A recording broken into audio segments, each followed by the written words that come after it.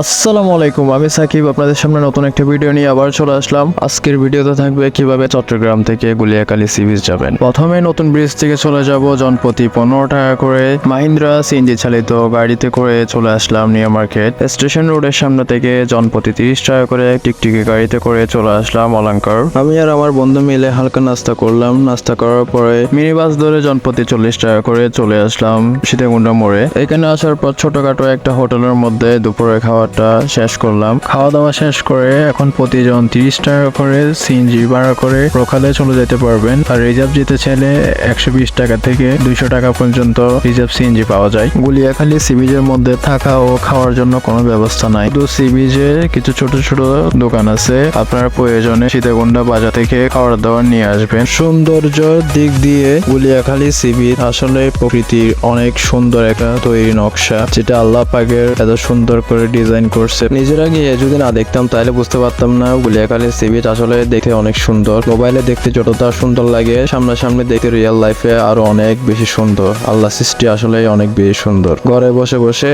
টাকা জমিয়ে রেখে প্রকৃতির সৌন্দর্য কখনো উপভোগ করতে পারবেন না। প্রকৃতির সৌন্দর্য উপভোগ করতে হলে প্রকৃতির ঘুরে দেখতে হবে, প্রকৃতি খুঁজে দেখতে হবে। প্রকৃতি খুঁজে দেখলে প্রকৃতি আসলে অনেক সুন্দর। টাকা না থাকলে প্রকৃতি ঘুরে আসেন, টাকা থাকলে প্রকৃতি ঘুরার সময়টা পাবেন না। আমার ভিডিওটা পুরোপুরি দেখার জন্য সবাইকে অসংখ্য ধন্যবাদ। আমার ভিডিও ভালো লাগলে সবাই লাইক কমেন্ট দিয়ে পাশে থাকবেন। পরবর্তী দেখা হবে নতুন কোনো ভিডিওতে। ততক্ষণ পর্যন্ত আসসালামু আলাইকুম, আল্লাহ হাফেজ।